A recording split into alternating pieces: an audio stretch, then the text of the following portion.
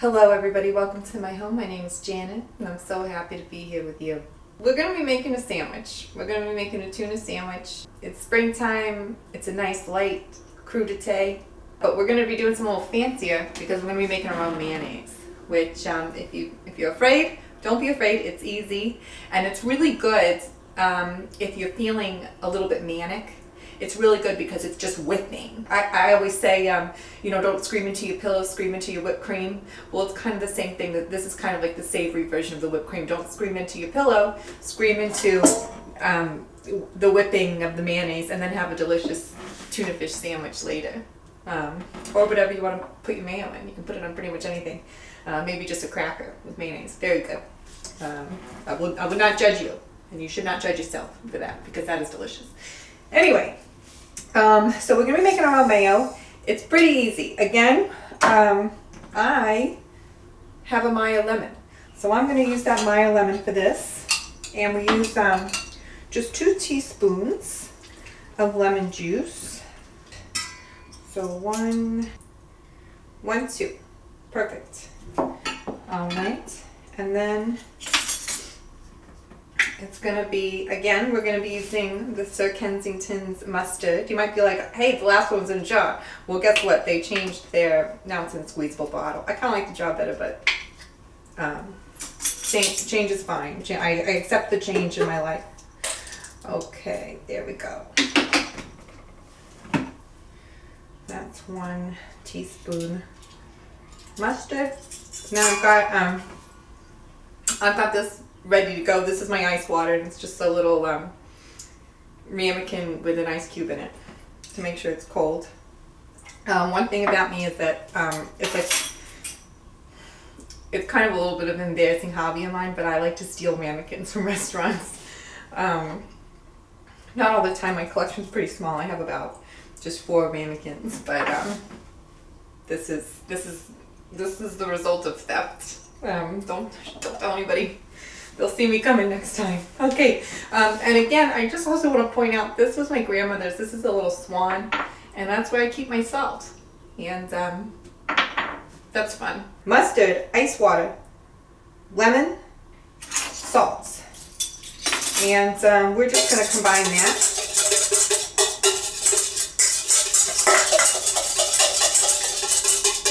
Okay, and then the next thing we're going to do is we're going to have this egg. So I think it's always a good idea to save your egg whites because you never know when you're going to want to make a pavlova or meringue or something. So just set the egg white aside once you've got your yolk out. And this is a room temperature egg, and it's a large. So I'll just go ahead and open him up. There it is. And then you drop it in. All right. So once the egg yolk is in there, it's combined with the mayonnaise, ice water, lemon juice, and the salt. And then you're just going to whip this. You're just going to whip this until it's nice and frothy. All right, that looks good. And then here comes, this is where all your energy is going to go. Okay, so you take, and here's a hot tip. So I always rinse out my measuring cup with water first, and then that makes it so that the oil doesn't stick to the glass, and it's easy to clean that way. So hot tip. All right, so we're taking 3/4 of a cup, and I'm just using what am I using? This is corn oil, but you can use like any kind of mundane flavor of oil. You wouldn't want to use olive oil, for instance, just like a regular corn, mazola, whatever you like. I mean, you could use olive oil, but this is better flavor-wise. All right, so what you're going to do is you kind of just start whipping, and you don't stop until the oil is done. And what you're supposed to do is kind of let it in with a steady stream, but I just kind of give it a few dribbles, and then I go until it's combined.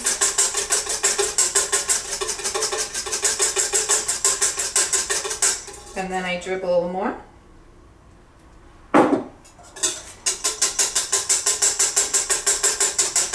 And you just keep going. And this is, like maybe you're mad at a coworker. Maybe you only have one coworker, and sometimes that can be hard to deal with just the one person. this is, time to make some mayonnaise. Make mayonnaise out of that spilled egg. Maybe like you went into a meeting and the first thing they said in the meeting was, you're not getting fired, you're not losing your job, but we're making some changes. And that might give you a minor heart attack. Again, perfect time to make mayonnaise. People are always impressed when they find out you did the homemade mayonnaise. And you can feel, it's something you can feel good about on the inside. Okay. Maybe you're at work and you've been waiting for a while for somebody to teach you how to do a new skill. And it turns out they didn't know how the whole time and they expected you to figure it out. Mayonnaise. Mayonnaise is perfect for that. Because cooking is, you can look at it in a certain light as violence. I mean, things are being cracked apart, things are coming together. There's a lot of, there's heat, there's fire. You're using it's visceral. You're using your physical body to make these things. So it's a great way to relieve stress, I think, and a healthy, safe way. So again, mayonnaise. Maybe you were having a conversation with a friend about your love life, and for some reason you just lost it, you flipped out. You don't even really know why, and you feel bad. That's also a good time to make mayonnaise. It's really a good time. You can really sort through your thoughts. Or maybe maybe you told your friend that you were starting to date again, and they were much more excited than you anticipated or even want them to be. Again, that's mayonnaise, and that kind of feeling. That's as if I'm making the mayonnaise now, I realize is it's all in your head. People are just happy for you and want you to be happy, and that's the magic of mayonnaise. I know we're going to be happy when we're eating this tuna fish. It's a fun juxtaposition to something that takes so much force and repetitive motion to make can end up being so light and creamy. The repetitive motion in combining all of these ingredients is really also, you could look at it as a metaphor for the way mayonnaise really combines all the ingredients in sandwiches and really makes sandwiches so good. It wasn't for mayonnaise, you just have like a dry, sad thing. But we're forcefully combining everything together, and then we're also going to be using this mayonnaise to combine other ingredients of food together so that they taste really good. Ooh, I guess I'm getting ready to be done here. Yeah, you don't want to put too much in at once because you don't want anything to separate. You want everything to be this solid, creamy, combined it's an emulsification process is what's happening. So the more you whip, the more you're combining everything so that it won't separate later. That's really what you don't want. You don't want it to separate. And the one thing I love about making homemade mayonnaise too is that I look forward to eating it. I always know I've made something really good if I've gone to work through the day, and then I can't wait to get home so that I can eat the thing that I made the day before. And I think that's going to be the case with this mayonnaise. All right, that looks pretty good. And you know what? It tastes good too.